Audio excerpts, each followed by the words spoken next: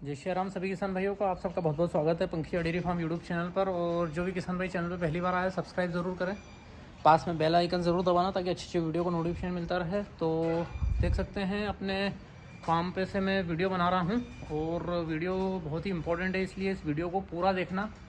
उसके पीछे रीज़न ये है कि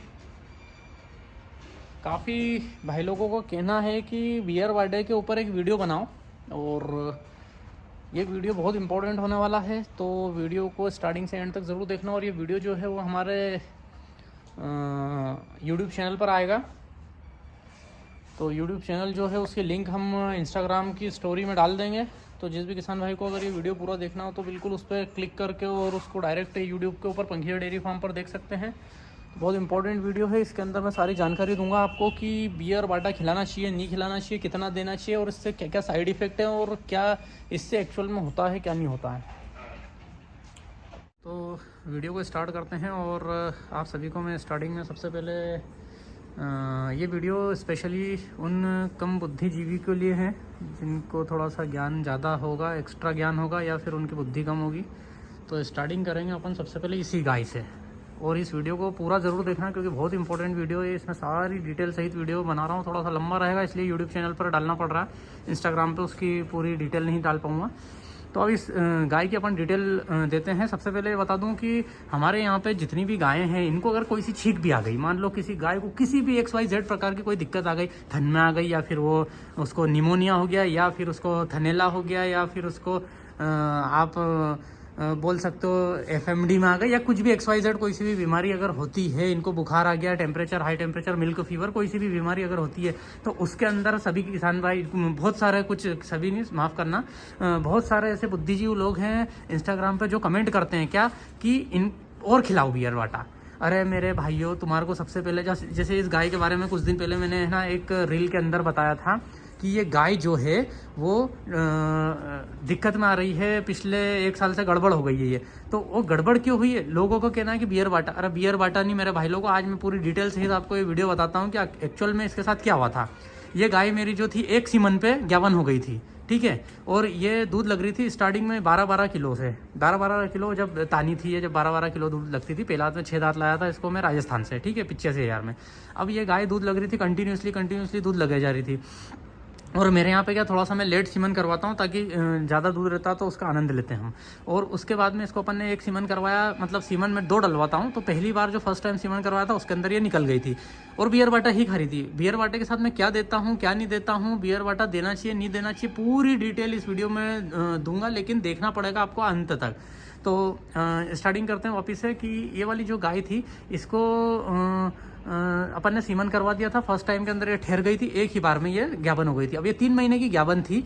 उस समय क्या हुआ था, इसके साथ में एक ट्रेजेडी हो गई थी और वो ट्रेजेडी ये हुई थी कि ये 51 होने के बाद भी इसने ये डिस्चार्ज कर रही थी। तो कांच जैसा डिस्चार्ज था तो मुझे कन्फ्यूजन हुआ, मैंने क्या यार गाय हीट पे वापस आ गई है शायद। तो मैंने डॉक्टर बुलवाया, डॉक्टर को बोला मैंने कि, और हम अब क्या बोलूँ डॉक्टरों को, तो फिर कुछ नहीं बोलना चाहिए और उनका नाम भी मैं नहीं लूँगा क्योंकि उनकी दुकानदारी पे असर पड़ता है।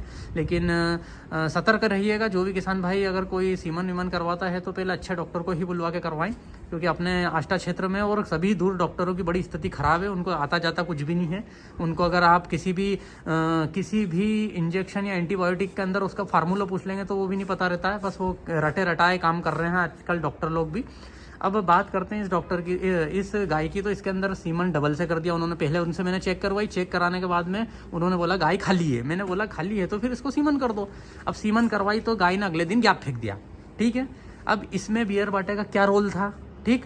अब गैप फेंक दिया, कोई दिक्कत नहीं। फिर इसका मैंने दवाई डलवाने के बाद इसको कंटिन्यूटी रखा। एक हिट मैंने इसको निकाली, उसके बाद में सेकंड हिट जब वापस आई तो मैंने इसको 51 वापस से करवा दिया।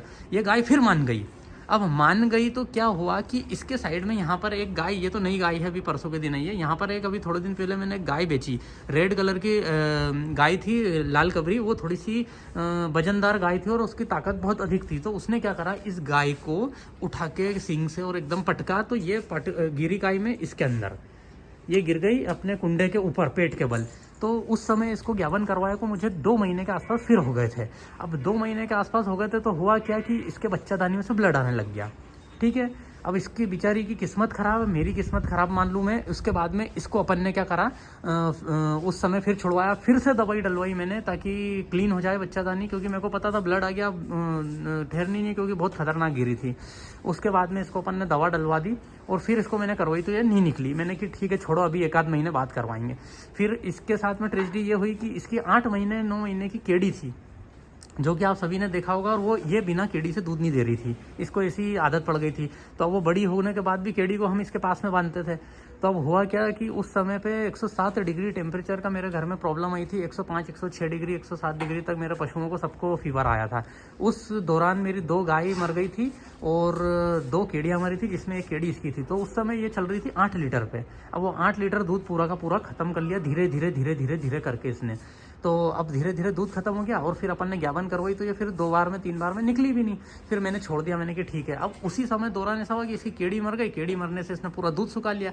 अब जबरदस्ती निकाल रहा था मैं इसका दूध, पाँव बांध के, फिर इधर से मैंने इसको कोने में उधर बांध दी थी ताकि पाँव अच्छे से बांध सके। तो फिर हमारे पिताजी ने बोला कि इसको जो गाय को ज़बरदस्ती नहीं करते हुए इसको छोड़ दिया जाए दूध। तो इसके 4 ही थनों में अपन ने लेंट्रा ट्यूब डाल के और इसको अपन ने छोड़ दी। अब इसको बच्चादानी में इन्फेक्शन, अभी हमने इसको सीमन डलवाया था। सीमन डलवाने के बाद में क्या हुआ कि सीमन डलवाने के बाद में इसको इन्फेक्शन हुआ। पता नहीं वो सीमन की उसको गन में इन्फेक्शन हुआ या किस चीज़ से हुआ, तो ये डिस्चार्ज बहुत खतरनाक करने लगी और इसके बच्चादानी में बहुत ज़्यादा सूजन आ गई। अभी ये लेटेस्ट जो मैंने वीडियो डाला था उस दिन की बात है। तो ऐसे कंटिन्यूसली में बहुत लंबे समय तक बेचारी गड़बड़ रही। अब इसमें बियर वाटे का तो कोई रोल ही नहीं था। ये गाय भी हमारी खा रही है बियर वाटा, ठीक है। ये हर साल बच्चा दे रही है, 7 साल हो गए मेरे पास इस गाय को, और इसका बॉडी का वेट देख लो आप।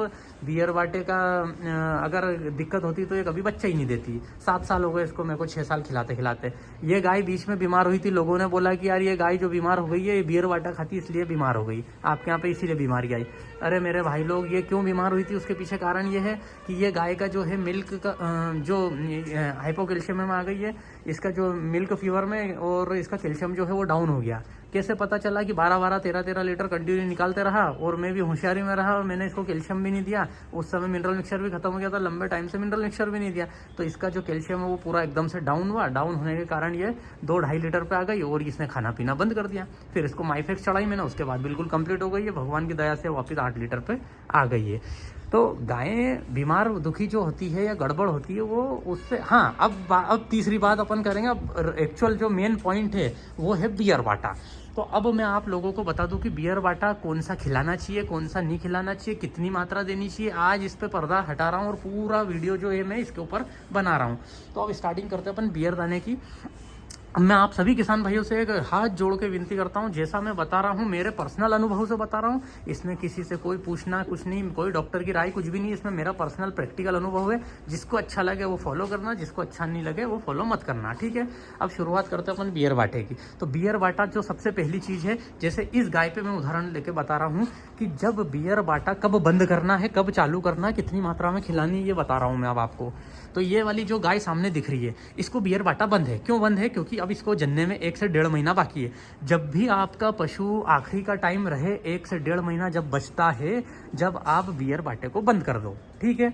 क्योंकि उसकी तासीर गर्म रहती है और बियर बाटे में कोई नुकसान वाला कुछ भी का मामला नहीं है कि पशु उससे दुबला हो जाएगा, कि ज्ञावन नहीं होगा। ज्ञावन होने के बाद भी खिलाते रहो, लेकिन जब आखिरी का टाइम आए, 2 महीने का आसपास बचे पशु को जन्ने का, उस समय उसको छोड़ दिया जाए। क्योंकि उसकी फीड का फॉर्मूला जो रहता है वो बिल्कुल अलग रहता है, ठीक है। अब रही बात मेरे घर की फीड, तो मैं आप सभी किसान भाइयों को एक बार और आज बता देता हूँ। बार बार सब पूछते हैं कि भैया क्या खिलाते हो, क्या खिलाते हो, क्या खिलाते हो। तो मैं आपको बता दूं कि मेरे घर की फीड जो है वो क्या है।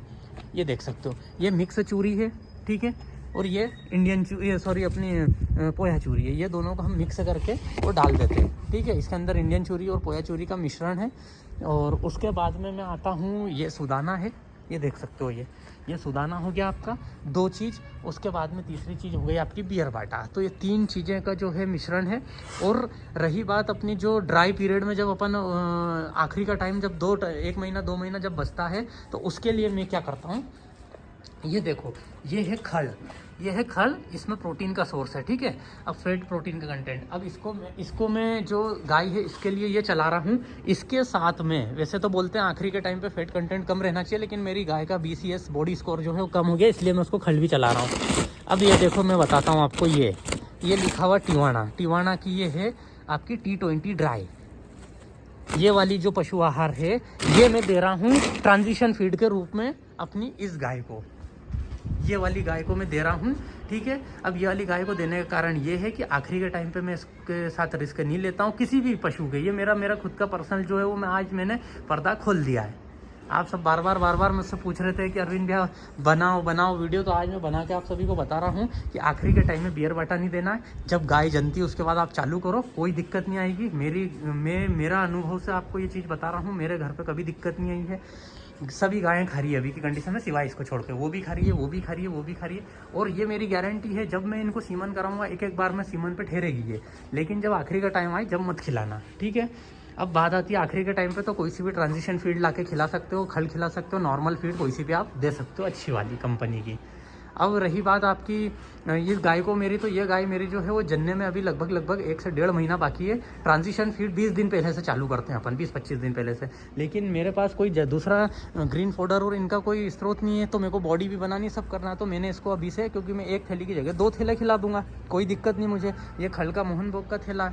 अब ये वाली जो T20 ये फर्स्ट टाइम मैं ट्राई कर रहा हूँ। इससे पहले मैं गोदरेज की खिलाता था ट्रांजिशन फीड, अब वो आई थी मेरे को 2100 रुपये में, और ये वाली मेरे को आई 2000 रुपये में। लेकिन ये मैंने फर्स्ट टाइम ट्राई करी है, तो मैंने सोचा कि रिजल्ट लेके देखूं। लेकिन इसका जो स्मेल है वो थोड़ी सी मेरी पशु जो है, मेरी गाय जो है वो इसको रिजेक्ट कर रही है, इसलिए स्मेल के हिसाब से अगर देखा जाए तो उसमें मुझे कुछ ऐसा लगा। लेकिन मैं रिजल्ट पे चलता हूँ, अभी तो खल में मिला के मैं दे रहा हूँ, और अभी मेरा पशु खल के साथ में खा लेता है, तो मैं इसका रिजल्ट देखूँगा कि 1 महीने बाद, 1.5 महीने बाद ये गाय कैसी बनती है। अभी आप देख सकते हो इसका बॉडी का स्कोर जो है वो कम है, ये देख सकते हो, ये थोड़ी सी दुबली है। ये दुबली होने के कारण भी बता दूं, क्योंकि ये बहुत अधिक दूध की, 15 लीटर टाइम का दूध दिया था इसने, 30 लीटर के आसपास थी।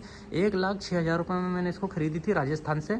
उसके बाद में अब बात आती है कि इसका बॉडी कम क्यों हो गई, क्योंकि जब इसका दूध सुखाने का टाइम आया था, जब ये दूध नहीं सूख रही थी, बड़ी माथा पच्ची करके इसको महीने भर तक हमने बिना फीड पे रखा था, जैसे तैसे दूध करके बंद करा था। उसमें इसका बॉडी स्कोर टूट गया था, जो अभी तक इसका हो नहीं पाया है। और इसको मैंने डिवर्मिंग की टेबलेट भी नहीं दी है, और मेरे को डर अभी बैठा हुआ है कि क्या पता कुछ गड़बड़ है। लेकिन मैं सोच रहा हूँ कि इसको मैं फलमेंडाजोल आयरनेक्टिन का कॉम्बिनेशन के साथ दे दूंगा। गाय काफ़ी ख़तरनाक बनती है ये। अभी तो खैर इसका बॉडी स्कोर बिल्कुल ख़त्म है, लेकिन वादा है कि आने वाले 1 महीने के बाद ये गाय देखने काबिल बनेगी, और इस साल मेरे को इससे उम्मीद भी बहुत ज़्यादा है, ठीक है। तो इस वीडियो को मैं समाप्त करता हूँ, काफ़ी लंबा हो गया। और कोई क्वेश्चन पूछना हो तो आप ज़रूर उसमें डाल देना, और भी मैं जवाब दे सकता हूँ और दूंगा बिल्कुल। और ये देख सकते हैं आप, ये मेरा बाबू भाई 3.5 कुंटल का हो चुका है ये, ठीक है। ये भी वही खा रहा है। भैंस देख सकते हो मेरी, केड़ी देख सकते हो, ये मेरी 3-3.5-4 महीने के आसपास हो गई है, और ये 2 केड़ियाँ ये। धन्यवाद।